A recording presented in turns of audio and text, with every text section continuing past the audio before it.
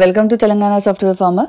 ఈ week video వచ్చేసి మేము హార్వెస్ట్ చేసిన వెజిటేబుల్స్ ప్లస్ ఫ్రూట్స్, దాంతోపాటు మనం చెట్లు పెంచడం వల్ల ఏ విధంగా ఇండైరెక్ట్గా పక్షులకు హెల్ప్ అవుతున్నాము అన్నది కూడా నేను నా చుట్టూ అబ్జర్వ్ చేసిన ఎన్విరాన్మెంట్లో, ఇంటి దగ్గర కానీ పొలం దగ్గర కానీ అబ్జర్వ్ చేసిన కొన్ని పిక్స్ నేను తీసాను అనమాట. అందుకోసం అవి షేర్ చేస్తాను. సో ఎలా అంటే, మనం ఒక చెట్టు పెంచడం వల్ల పక్షులు ఒక సేఫ్ ప్లేస్ ఇస్తున్నామన్నమాట. మనం వాటికి గూళ్ళు కట్టుకోవడానికి కానీ, ఉండడానికి కానీ, లేకపోతే ఫుడ్ వైజ్ కానీ, దాంట్లో పడే పురుగుల వల్ల కానీ అవి తిని బతుకుతాయన్నమాట, దాని మీద డిపెండ్ అయ్యి. సో ఇలా ఏ విధంగానైనా ఇండైరెక్ట్గా కానీ డైరెక్ట్గా కానీ మనం వాటికి హెల్ప్ చేస్తున్నట్టు ఒక చెట్టు పెంచడం వల్ల. మాకైతే ఒక బనానా ప్లాంట్ ఉంటే దానిలో ఏదైతే గెల పడిందో ఆ అరటి పండ్లది, దాని లోపల పిచ్చుక గూడు పెట్టింది సేఫ్గా. దానికి ఏ అడ్డంకి లేదు, చాలా హైట్లో ఉంటుంది అది. అక్కడ గూడు పెట్టుకుంది. అది పిల్లల్ని చేసి బయటికి వెళ్ళే లోపు అరటి పండ్లు పెద్దగా అయిపోతాయి. సో ఆ టైం వరకు దానికి అక్కడ ఫ్రీగా ఉండొచ్చు. అది వెళ్ళేంత వరకు మేము కూడా దాన్ని కట్ చేయొద్దు అనుకున్నాము. ఇంకొకటి వచ్చేసి ఖర్జూరం చెట్టు ఉందన్నమాట. ఖర్జూరం చెట్టు కొన్ని ఇయర్స్ పెద్దగా అయిన తర్వాత యూజ్లోకి వస్తుంది కదా మనకి. పండ్లు అవ్వడం స్టార్ట్ చేశాక దాని బెనిఫిట్ అనమాట. ఆలోపు ఈ ఆకులు ఇవి కూడా ఎవరికైనా గుచ్చుకుంటే ఇబ్బంది అన్నట్టు అనిపించేది నాకు.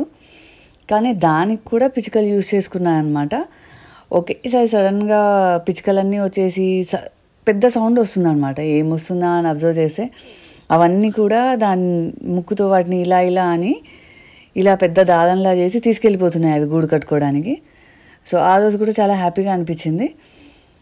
ఇలానే వేసిన చెట్టు ర్యాండమ్గా పిచ్చుకలకి ఈ విధంగా ఉపయోగపడుతుంది వాటికి ఇల్లు కట్టుకోవడానికి అని.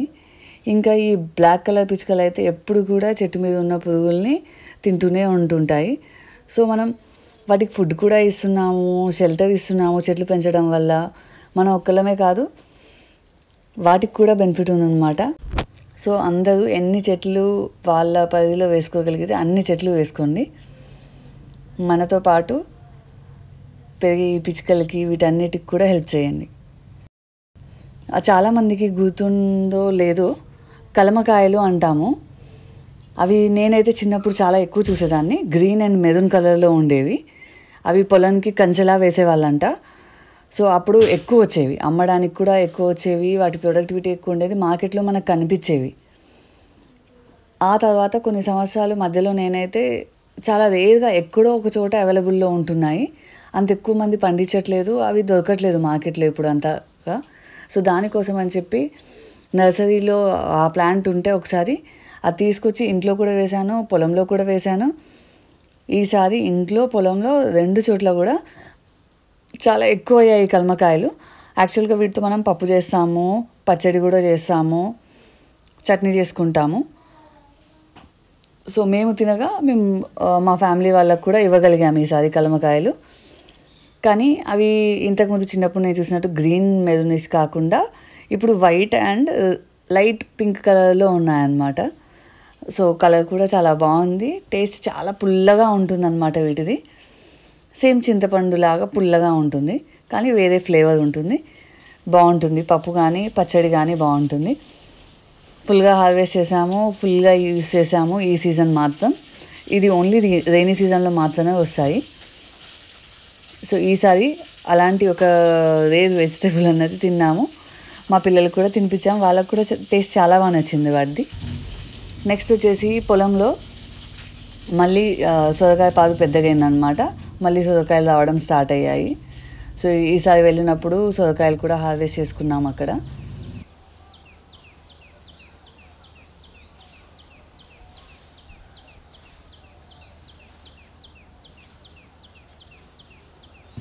ఆ తర్వాత వచ్చేసి నిమ్మకాయలు అనమాట, తైవాన్ నిమ్మ.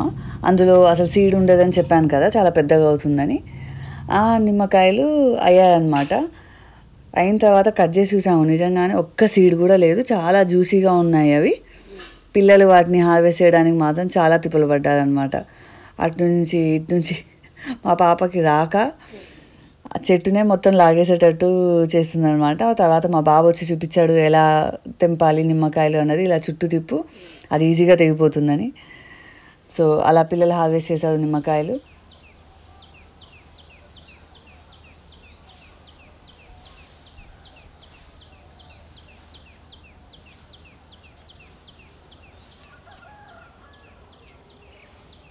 ఆ తర్వాత మామిడి చెట్టుకి పూత వచ్చింది, చాలా మామిడికాయలు అయ్యాయి. కానీ మరి అంత పెద్ద సైజు అవ్వలేదు. ఇంకొంచెం చిన్న సైజు ఉండగానే మా పిల్లలు హార్వెస్ట్ చేసేసారు వాటిని. మామిడికాయలు కూడా హార్వెస్ట్ చేసాము.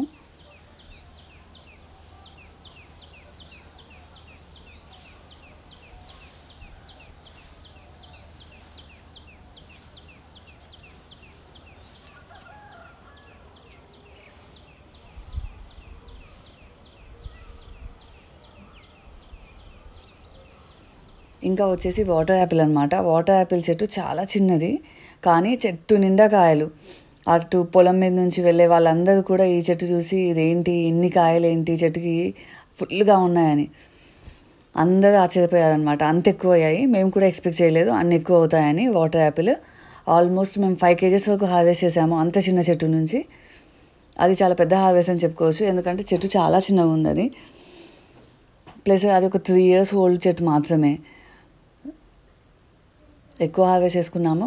కానీ పొలంలో కూడా వాటర్ యాపిల్ చెట్టు మీద కూడా చెట్ల మీద కొంచెం రైనీ సీజన్ స్టార్ట్ అయ్యాక ఈ పురుగులు అనేవి ఎక్కువైపోయాయి అన్నమాట. సో వాటి వల్ల అవి ఆకులన్నీ తినేయడం ఇలా ఉంది. సో జీవామృతం కూడా ప్రిపేర్ చేసి ఒకసారి చల్లించాము. తర్వాత నీమ్ ఆయిల్ కూడా ఒకసారి స్ప్రే చేయించామన్నమాట. మోస్ట్లీ కంట్రోల్లోకి వస్తుంది. ఒక 1 weekలో కంట్రోల్లోకి వస్తుంది మనం స్ప్రే చేశాక. ఏదైతే మనం స్ప్రే చేయాలనుకుంటామో నీమ్ ఆయిల్ కానీ జీవామృతం కానీ, వర్షం పడదు ఇంకో 2 days కొంచెం వెదర్ బాగుంది అన్నప్పుడు స్ప్రే చేయాలి. ఎందుకంటే మనం ఏదైతే స్ప్రే చేస్తామో అది ఆ చెట్ల మీద ఉంటుంది, కొంచెం ఎఫెక్టివ్గా పనిచేస్తుంది. మనం స్ప్రే చేసిన తర్వాత మళ్ళీ ఎమ్మటే వర్షం పడిపోతే అది క్లీన్ అయిపోతుంది ఇంకా. సో దానివల్ల యూజ్ ఉండదు. అదొకటి చూసుకోవాలి మనం ఎప్పుడు ఏది స్ప్రే చేసినా కూడా. ద్రాక్ష చెట్టు కూడా చాలా బాగా గ్రో అవుతుంది. చూడాలి నెక్స్ట్ ఇయర్ క్రాప్ ఇస్తుందేమో.